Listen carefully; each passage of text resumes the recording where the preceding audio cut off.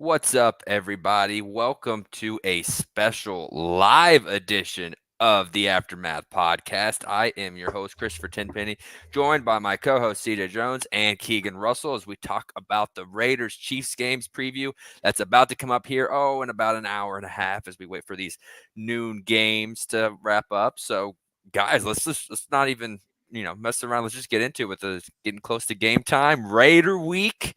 CJ, I'm gonna start with you, man. How are we feeling about Raider week? I know last week, everyone's a little on edge with the offense, but kind of where you think we at?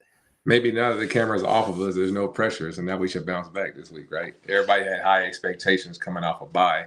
Now it's like you can't get no lower than that. Like the game was in your hands and you literally slipped it away. So all the pressure should be on the Raiders, right? Like we're playing bad. They should quote unquote give us a trap game. So maybe this is our chance where we have a bounce back week. So Chiefs ain't even playing bad, man. Are you telling me, CJ, you hey, going into everyone else? You call the going into the media. They'll tell masses? you, hey, the sky is falling, Chris. You know how it goes when we lose. You are jumping in with. I We're not never thought allowed to I'd see lose the games, day. guys. I We have to never go thought I'd see undefeated. the day where CJ Jones takes a 4-point loss that seriously to Guys, one of the we're best not teams in allowed the to lose. NFC. You know how this goes. We're supposed to be undefeated. We can't lose games. No, I'm kind of with you though, man. Like where I think that this game is perfect storm for the Chiefs because they are coming off a game where there's a lot of eyes were on them on Monday night and they lost in a bad way, an ugly way. People are going to be talking about it for a while. And so come show this Raiders who's boss. Come do what you're supposed to do. Play good defense like you have all year. Make O'Connell look bad. Because, I mean, again, this is a backup quarterback against this Chiefs defense. He should look bad. And the Chiefs offense got to eat a little bit. Got to get the receivers going. I know no Tony. I know no Hardman. That's great opportunities for Rice. We can get into it later, but I do like MVS plus 550 to score a touchdown. It just makes too much sense. It just makes too much sense. They're Pittsburgh going to have a feature him PPR. some way in this game. It's lining up, Exactly. guys. We know he's going to get lined up. You put $10 on you and you win 55. I threw some money Andy's down. going to dial him up. Andy's going to dial him up. So I don't know about you, Keegan. Where are you at on this whole game and how this is shaping up? Well, it's funny. I was thinking back to the Denver Broncos part 2 from several weeks back, and you were just sitting here like, what do you guys want to talk about?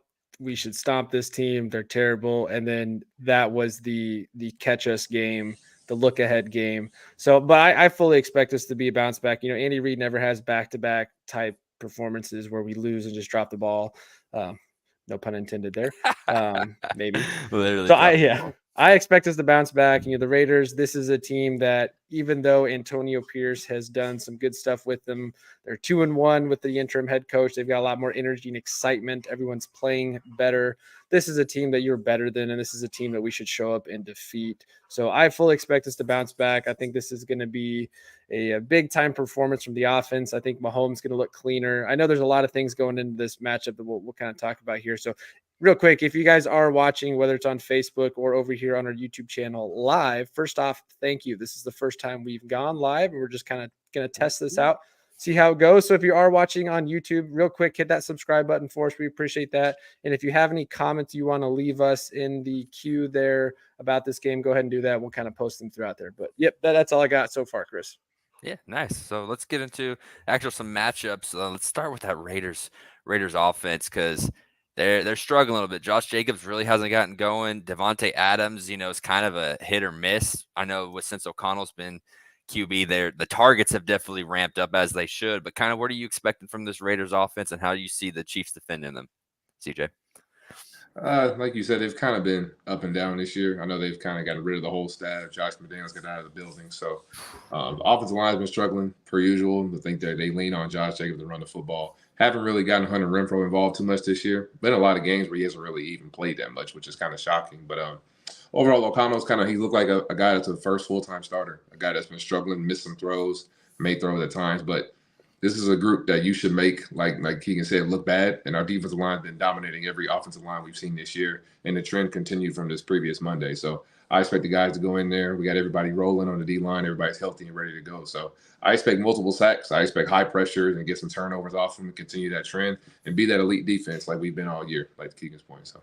Yeah, I think they're going to ball them up too. And if you guys are watching, if you have any questions or things we want to talk about, please leave a comment and we'll definitely make sure to get to it. But on the Raiders offense, we've seen this Chiefs defense lock up wide receiver ones all season. CJ, you and I have expressed on basically every episode we've done is how much they've locked up one. Snead locking up AJ Brown, 1 catch for 8 yards Another last one. week. So like I'm not as worried about Devontae Adams as much as I like should be. You know, he may make some plays, he may do some good things because he's Devontae Adams, but like I'm not counting on it.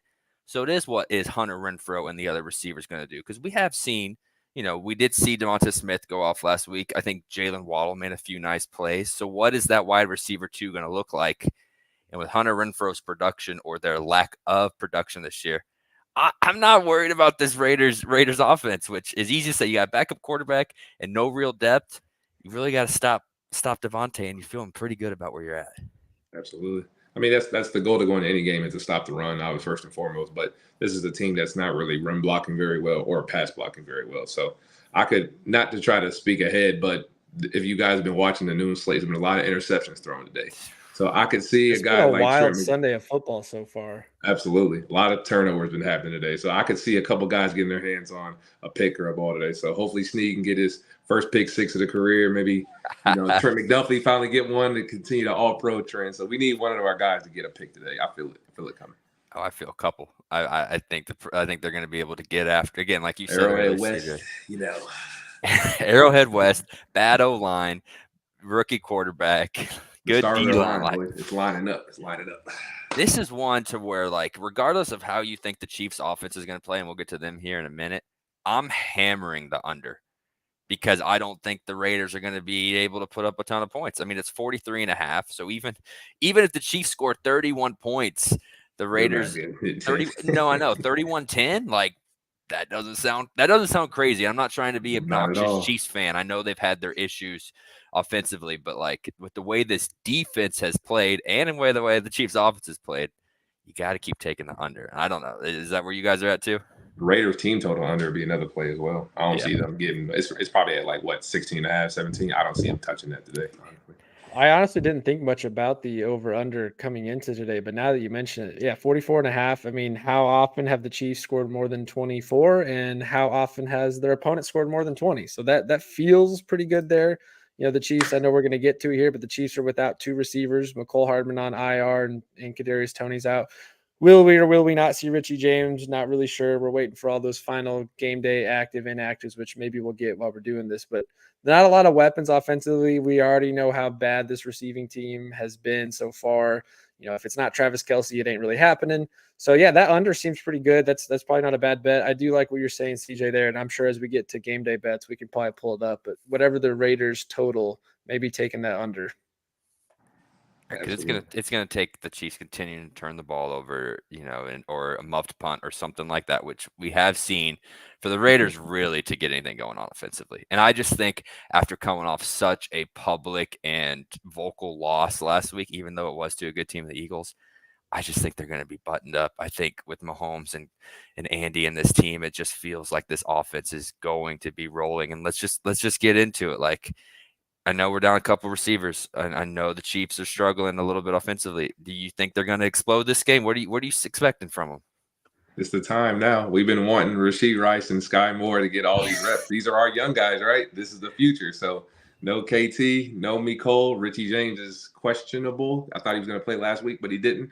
So MVS and Justin Watson are going to get their reps. So if there's no better time than to introduce these young guys, like, hey, you're going to get all the reps you can get today. So it's either sink or swim at this point. So we're going to find out really who these guys are. And like you said on the previous show, Chris, adversity shows you who you truly are as a person and as a player. So from an MVS standpoint, there's nobody who feels worse on this team than him, and Kelce as well, because coming off that bad game he had. So no better chance than to redeem yourself going against the Faders in Arrowhead West. So the Faders, I love it.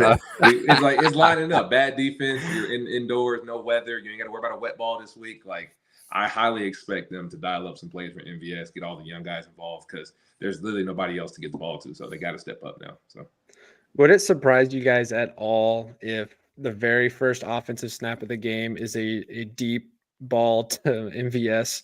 That's what it's going to be. I know they're going to do it. If not the first play, first drive, they're going to take a shot at It's going to come out. Yeah, the first play action play is going to be just a heave to 11, whether that's play one or like it has to. That's again why I really like. I don't know what it's at Now, His yards at 15.5, something crazy, bro. with Yeah, Tony, 15 and a half, 2.5 A receptions. deep over, a deep post, under. Chris, for oh the my money. gosh, man, Same type of throw too, Keegan. It's gonna be like right here. It's gonna be the same thing. I know he's been getting a lot of snaps all year, MVS, and so maybe Hardman Tony doesn't affect him as much as you would think with those two guys out. But still, I just feel like this team we've shown, oh, you fumble, you get the next play is a There you run go. for you. Pat, you throw a pick, next play we're throwing it. So MVS, you have the most public drop. Right back to you. They're going to go right back to him. And now, whether he succeeds or not is yet to be determined, because there's been a lot of disappointment with him, not just from last week, but just all year in general. But I think he's going to get plenty of opportunities. If you want to throw a little money on MVS, either scoring or over on receptions, over on yards, whatever, I think they're all decently thought out bets. He just got to catch the ball. Yeah, I mean, something's got to happen. I mean, you think we're really rolling in with 4 active receivers that are actually a part of the offense. MVS is going to get the most snaps next to Justin Watson, Rashee Rice, and Sky Moore. So unless we're really, really involving Jerick McKinnon or the tight end group, like these guys have to get targets McKinnon's somewhere. Out too, isn't he? Yeah, McKinnon's out. He is. I McKinnon's haven't out, seen yeah, that yet. McKinnon's out, That's a big hit. So Mahomes has to go somewhere, and he can't just hit Kelsey for 17, 18 targets a game. It's just not realistic. So these guys are going to get their opportunity. I really think this is a Rashee Rice breakout game. I'm thinking somewhere like 5 for 75 and a touchdown. I think Kelsey, I mean, we can sit here. Kelsey eats up the entire field anytime he plays the Raiders. He's always going for 7 for 85 Yeah, to 4 120 touchdowns last week on that Monday nighter. Yeah. So I think that's obviously going to be a big part. I really think they're going to get Pacheco going just to keep that D line honest with Max Crosby, even though he's not 100%. We know what kind of a menace he can be. So I think Pacheco is going to be very active. But yeah, this is a great opportunity for those receivers to step up, show what they're worth. And I really expect them to be intentional in targeting those guys. So I think, yeah, sign me up for a Rashee Rice big day.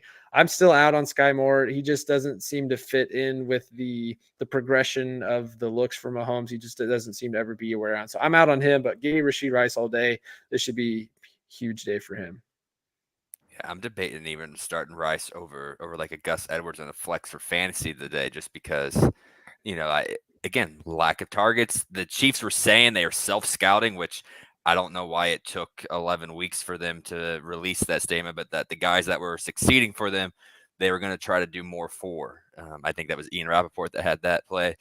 Mahomes was working with these young guys trying to get them in the right spots. I don't know what these reports are, if this was just the Chiefs trying to reassure the fan base or what, because those are things that have been happening since, we drafted these kids. But it seems like there is a certain focus on Rice, on Moore, on these guys that they want to succeed. So it might be a good Rice day. It's so hard with this team because they've been saying it every week, and yet we could still see where they come out and score 20 points and really only have 2 good drives, and it's kind of what it's been. So I don't know, man. I want to believe so bad because it is the Raiders, or the Faders, as CJ likes to call them. But I mean, you're eventually going to level out. Like, you can't just obviously the receiver room was trending upward last year. The way MVS and Juju ended the season, they were playing very well. Right. And then we kind of expected them to probably level out and do exactly what they did last year, if not a little bit more. And then they kind of went trending down this year, is the way the receiver room's been playing. So eventually, you got to level out to what this receiver room truly is, which is an average group. It's not the best. It's not the worst group in the league. I think it's essentially an average overall talented group. So the guys are getting the opportunities. Like you said, they have to catch the ball. Now, are there going to be some drops? Absolutely. We hate to see that. But these are NFL receivers. And at the end of the day, they've made MVS had a terrible game, but I also seen him go for 7 and 100 on the Bengals in -2-degree weather. So I've seen twofold. I've seen amazing moments. I've seen terrible moments. So in my mind, like Chris, I think eventually the balance and the average has to come out to show who you truly are. He's not the best receiver in the league, but he's not the worst either. So I think this is a moment where if we truly want to see a Rashee Rice breakout game, like Keegan said, if Rashee Rice is moved outside and Sky is reluctant to being in the slot, I think we finally get to see the offense we've been asking for the entire year. That's what, at least from my standpoint, I've been yelling at Chris like an old person for. Sure, that goes all the way back to the second game of the year. You've been talking about that. Move him to the X spot. Get him outside. If we let Rashee really show who he really is, I think this offense can take the next steps, and there's no better time than today. So.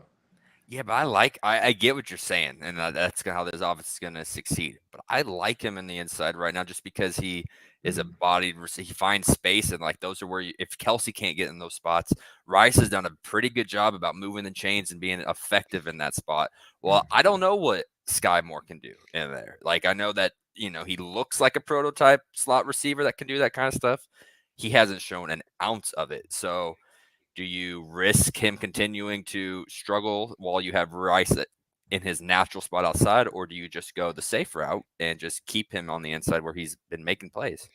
Yeah, I think that's a good point. I mean, Rashee Rice has probably been the only guy outside of Kelsey that's been semi-effective in that zone middle space area. Mm-hmm. Just for whatever reason, Sky Moore cannot find the gaps. He can't sit in the zone. He can't extend in the zone when he needs to. He just doesn't find the right spot. Then Rashee Rice seems to, even if he's not always doing it, he gets that open spot and he can make a guy miss. Kadarius Toney would be that other guy that you would love to see in space because that's again right up his skill set. Of course, not going to see him today. But yeah, maybe that it really is why Rashee Rice doesn't get those outside looks is because they don't have a guy that can consistently handle those middle routes there. And if he's the only one that can do it and get in space, then that's probably why he's doing it. But I want to ask you guys this, shout out our guy, JB, my co-host on all of our other episodes. The way we locked up Justin Jefferson, Keenan Allen, AJ Brown, Devontae Adams has no shot. CJ, you've been talking about this cornerback group all year and how effective they've been, and they just keep adding guys to the list. Really, outside of Amon-Ra St. Brown week 1, they've really locked up just about everybody, even Tyreek Hill, who got a decent game, but not anything close.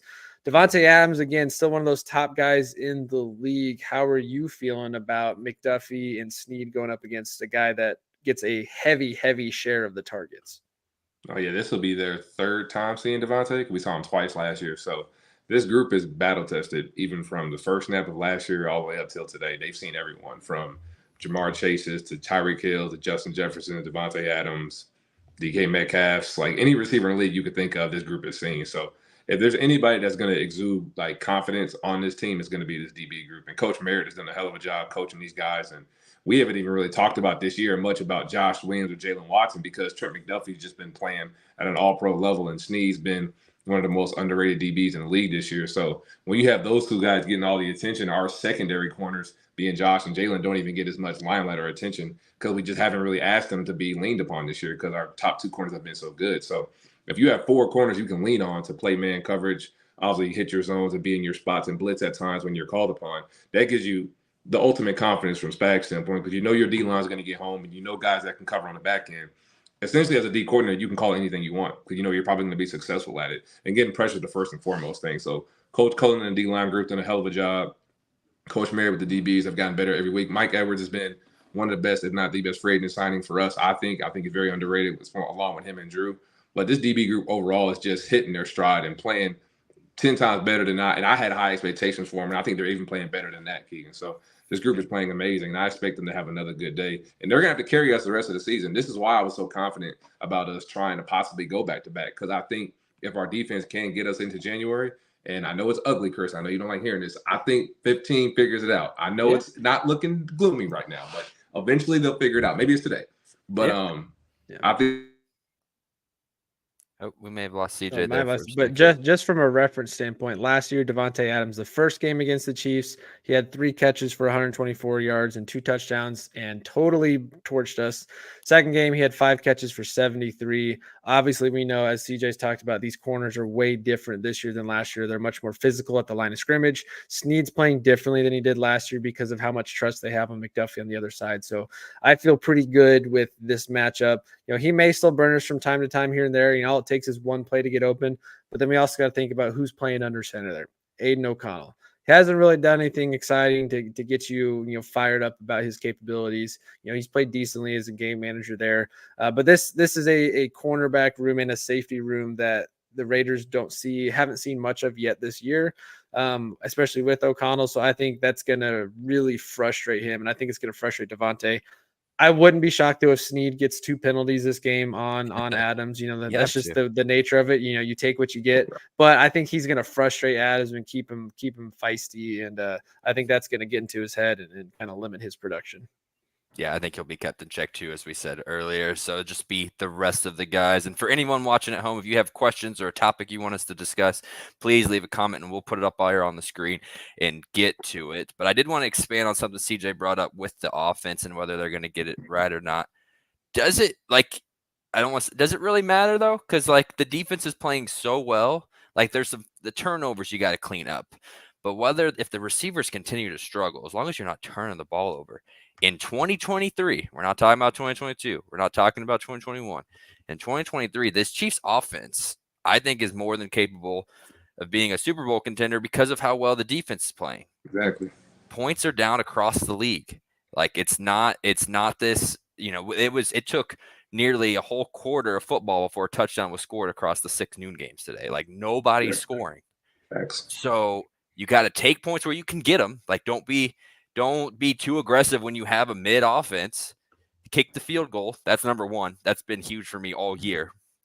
And 2, just don't make the big mistakes and put your defense in a position to where they're going to give up points. Exactly. Absolutely. So I think there's some things to clean up for sure, but I'm not like this offense needs to drastically change. It just needs to clean up a few things, and they'll be at worst case in the AFC Championship game for the 6th straight year. Absolutely. Yeah. CJ, I got another question for you, CJ, because Chris and I talked about this after the Eagles game.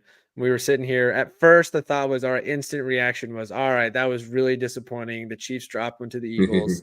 Can't do that. And, and as we're going through, Chris and I are talking, he's like, you know what? It's really not that bad. Like, you're going to have 4 losses on the schedule somewhere. Why not it be against one of the top teams? But one of the things we talked about, NFC team that you're probably going to see, you might see in the Super Bowl anyway. And it's still, for us, it didn't change the season. But one thing we talked about, that's still a consolation prize, or the catch-22 with this team is, even though the offense isn't clicking to where we need to be, the defense is playing so well that these games the Chiefs have lost so far, it's not necessarily that their opponent has been better than them or that their opponent has gone out and beat them. This has been 3 losses where the Chiefs have just shot themselves in the foot over their own mistakes offensively. So I guess with that kind of being said, are you still feeling pretty confident with the overall bigger picture of where this team is going? Because I still feel like this team, if they play mistake-free football, which is, easier said than done, this is a team that really hasn't gotten beat by their opponents yet. They're losing because the Chiefs are beating themselves and not living up to what they're capable of playing. No, absolutely. When you're in the red zone, like we had 2 touchdowns on our board in the Eagles game. The Pat interception could have been 3 points or a touchdown. Travis Kelce's fumble could have been 3 points or a touchdown. That's 6 to 14 points added onto our score. We win that game. We're not even having this conversation. So moving the ball yardage-wise has never been an issue for us. We've ranged top 5, top 10 in yardage all year. So in between the 20s is not our issue. It's like Chris has said, like we have to stop the red zone turnovers. And if you have to take a field goal, that's fine. And that comes down to, honestly, like everyone, like from Kelce, Pat, anybody who's a ball carrier, don't take any chances with the football, protect the football at all costs, obviously 2 hands on it. And if you're Pat, stop with the red zone interceptions. Like just stop giving them. If you take 3 points, I know you're frustrated, but with this defense, you can do that now. Back in the day, you probably had to be ultra aggressive because we couldn't get stops. And I know people hate to hear us probably say that, Keegan, like, why are you telling Pat to be a game manager? I'm like, I'm just telling you to read the room. Like with this team, if you score 20 or 23, you're probably going to win the game because most teams aren't even going to get 17 or 20 on this defense. We're just that good. I know it's ugly, but at the end of the day, we've been saying this argument all year. It's about winning a game. I don't care how it looks. We'll fix the offense if we have to in the offseason, and then we can get back to doing what we usually do. But if we have to win games 24-21 or even 26-23, I'm fine with that, Keegan. I know fans don't want to hear that, but what gives us the best chance to win right now is leaning on our defense. So just stop turning the ball over, punting and kicking field goals. That's going to win us games and get us back to the AFC Championship game for sure.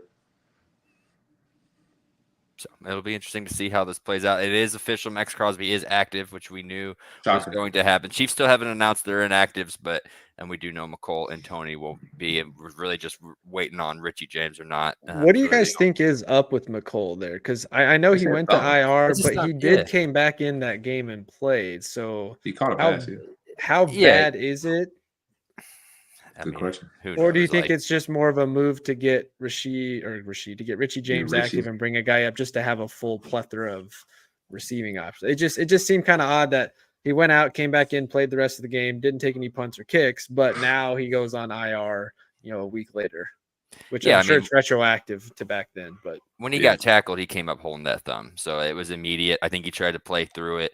I know, again, he didn't do any punts the rest of the game. He caught one short pass, but wasn't really out there for a lot of plays. I don't think it has to be bugging him because the Chiefs aren't in a position receiver-wise to where they can just put someone on IR just for the sake of it.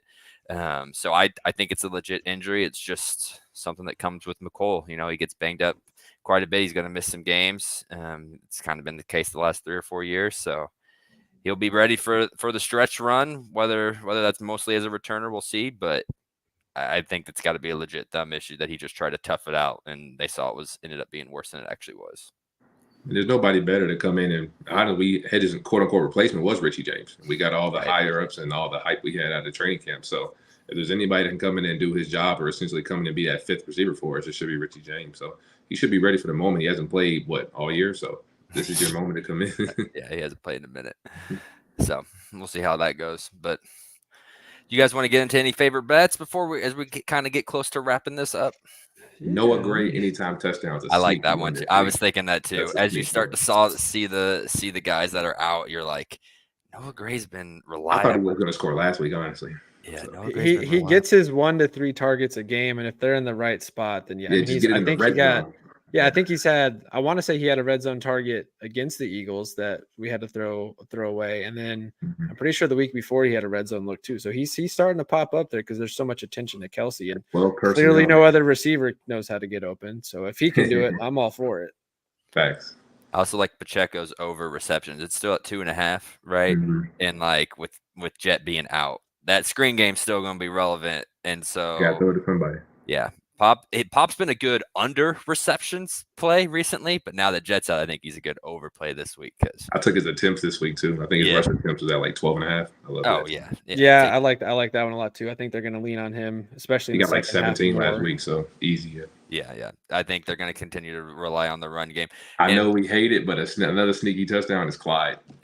This is I'm not putting money on Clyde. I am not putting any money on Clyde. I'm not saying I would do. I'm just saying if you're bold enough and you wanted to, it's probably something great. It's probably like plus 900 or something wild. And he probably it's probably up. Nobody's going to expect it to. With Jet out, it's probably going to jump up. And so our guy JP on FanDuel, Clyde Edwards-Helaire anytime touchdown is not even an option on FanDuel. Wow. That's crazy. So that's what they tell you there. But Chiefs defense plus 600. Okay. Blake the Chiefs defense got better odds than Clyde. With Blake Clyde Bell plus 1,000. Okay. Oh my. Noah Grace plus 650. The one I feel very, very good with is the Mahomes over on his rushing. I think depending on where you get it, some it's 25. I think a couple it's plus 21.5 as his over under. But even if you wanted to kind of boost that up a bit and take the alternate rushing of 25, I'd like that one a ton. I also really feel good about Mahomes 2+ passing touchdowns this week. I got that 1.5 earlier in the week. I think there's going to be some emphasis to get some touchdown catches, not just runs. So I feel pretty good about that one. My wife and I were talking earlier about defensive props. I do like the Chiefs defense to get a touchdown. I think just the way the league's gone today, it just kind of feels the right environment for it. But I was looking at sacks, and she was trying to put together a parlay for sacks. CJ, I know you're big into these sack props. What are the ones that stand out to you? Because I'm having a hard time back and forth on which defensive sack guy I like the best. Well, like Aiden O'Connell's not really overly athletic, so I don't know if like the edge guys obviously could get him, but I'll probably look into like Charles Omenihu or Chris this week. Because like Aiden O'Connell's not really an over athletic guy. So he's not going to run away from anyone. That's why guys like Trent got 2 last week, which is crazy. Chris ended up sneaking and getting a half one at the end. But I could see O'Connell like trying to step up in the pocket because he's not going to run away outside. So Charles Omenihu and Chris Jones will be my 2 plays this week for sacks. I like that one. I told her Omenihu and Jones. I think both of them up the middle because Aiden O'Connell seems like a guy that when he gets pressure from the outside, he's going to fold in the middle. And who's waiting for him right there? Big man, Chris Jones. The other one, because, I haven't found this one yet on FanDuel, but Trent McDuffie to record an interception plus 1,000. Oh, definitely playing that. That's a really good one. There's got to be at least one pick coming. So if you can find Trent McDuffie, Mike Edwards, or L'Jarius Sneed, I like that a lot. Because I think if Sneed's on Adams, maybe O'Connell looks the other way, and that McDuffie, he's been so close on a couple of these tip balls at the line of scrimmage and things like that. Yeah, he feels due. So I like that one a lot. Plus 1,000, throw $10 at it. You don't win it. All right, you're not out that much, but that's some big winnings. If you can, I took Trent McDuffie for a sack last week, and FanDuel had a prop special last week. I don't know if they're doing it tonight. It was the first. He's not on there. If you guys haven't, I know we don't have an official sponsor for this yet, and believe me, that is actually in the works. Yeah, if they want to, if anyone is listening and wants to get FanDuel or DraftKings or somebody, head our way. But I've been doing sleeper lately, sleeper picks, sleeper, and because there's a little bit more creative ones on there for player props. It's a little bit harder because you have to piece two teams together. But McDuffie's got some interesting ones on there. But yeah, I think, man, this is a game I feel like I want to take the over on all the individual player stats. Like Rashee Rice, 42.5. That seems pretty good. Travis Kelce, anywhere from 68.5 to 78.5, depending on where you get it. I love that a lot. Kelsey's going to have a big game, I think. I think there's been a lot of national talk in the last 2 weeks is he slowing down? He only plays well when Taylor Swift is there. When she's not there, he doesn't play well. Is he losing a step? He still had 7 catches last week, but didn't surpass 50 yards. So I think there's going to be an emphasis from him again this week to go out there and show, hey guys, there's nothing to worry about. I'm still the guy. I'm going to go out there and do what I do best. So I feel good about Kelce having a big day. Me too. Yeah, and I think JB just asked if Taylor's there. Nothing I've heard. So I think she's still out touring. Not that I know of. She's still doing the World Airs tour. So don't expect Taylor Swift there today, at least from initial reports. Who knows with her? But as we wrap up here, guys, do we have score predictions? Who wants to lead us off with the score prediction for tonight's game? I'm gonna go Chiefs 27. Okay. Raiders 17. We cover the spread. Okay. Raiders getting the little points. I'm going 24-13. I like the under. I think this Raiders offense is going to have a hard time moving. Chiefs maybe get aided by a defensive turnover that puts them in a good spot. But I like that one too. Yeah, 24-13. I've gone back and forth on this because one fun parlay I found had Butker at over 2.5 field goals. Yeah. And he hasn't really hit that much lately, but the Chiefs have struggled in the red zone. So is this a time where instead of forcing it, we settle for a field goal? So for me to get 3 field goals out of him. Yeah, big number. I want to say something. Yeah, I'll go what Chris, you said 23-10. Yeah, I said 24-13, and so if you like 3 field goals, that's about. I'll go 23. I'll go 23-10.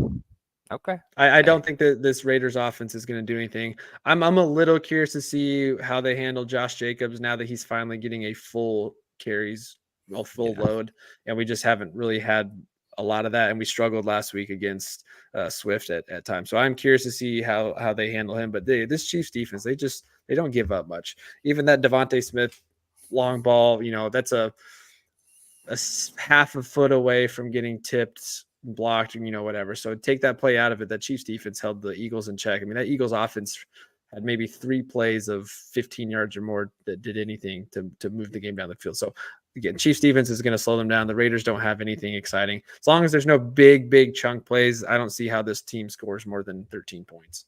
Right. Exactly.